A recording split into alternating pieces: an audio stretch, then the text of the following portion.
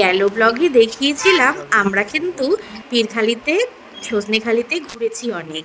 আর এই যে গরমের মধ্যে খুব একটা ঘুরতে পারিনি, তবে দেখো ম্যানগ্রোভ জঙ্গলের এই জলগুলো কিন্তু নেমে গেছে। ভাটার টাইম তো। তো চলো, অনেক তো ঘোরাফেরা হলো, এবার লঞ্চে ফিরে যাই। প্রচুর খিদে পেয়েছি, দেখি আজকে কি কি খাবার আছে। তো দিয়ে দিল লেবু কাঁচা লঙ্কা, দিয়ে দিল ঝুরি আলু ভাজা, দিয়ে দিল গরম গরম ভাত, আর তার সাথে কিন্তু দিয়ে দিল মাছের মাথা দিয়ে ডাল। আর কালকের মতন আজকেও কিন্তু আমরা সবাই যে 10 জন একসঙ্গে বসে খাচ্ছিলাম, তারাই কিন্তু আবার একসঙ্গে এখানে বসে পড়েছি।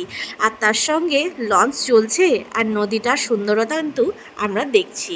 তারপরে দিয়ে দিল কচুর শাক ইলিশ মাছের মাথা দিয়ে, তারপরে দিয়ে দিল চিংড়ি মাছ, তারপর দিয়ে দিল কিন্তু কলা পাতায় মোড়া বা ভাপা ইলিশ মাছ, যেটার টেস্টটাও খুব সুন্দর ছিল। আর তারপরে দিয়ে দিল চাটনি পাঁপড়।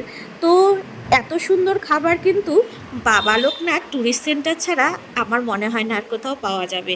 আর এরা কিন্তু ভীষণ ভালো ছিল, একদম কৃপণতা করেনি। তো বিকেলবেলা কিন্তু আমাদের তারপর দিয়ে দিয়ে দিল ফল। ফল খেয়ে আমরা কিন্তু চলে আসলাম হোটেলে। তো হোটেলে ফিরতেই দেখি রাস্তায় অনেক সুন্দর সুন্দর কাঁকড়া বিক্রি করছিল। তো আমি যেহেতু কোনোদিনও কাঁকড়া খাইনি, তাই কিন্তু কেনা হলো যে পাশে একটা দোকান আছে, সেখানে কিন্তু রান্না করে দেবে। আর এই যে সন্ধ্যাবেলা এটা কিন্তু আমরা রেডি হয়ে গেছি, নিচে বাউল গান আছে সেটা দেখার জন্য। আর কাঁকড়া কিন্তু আমাদের এই প্যাকেজের মধ্যে ইনক্লুড ছিল না, আমরা এক্সট্রা করে কিনেছি এবং পাশে একটা দোকানকে ম্যানেজ করে দিই, তারা কিন্তু রান্না করে দেবে।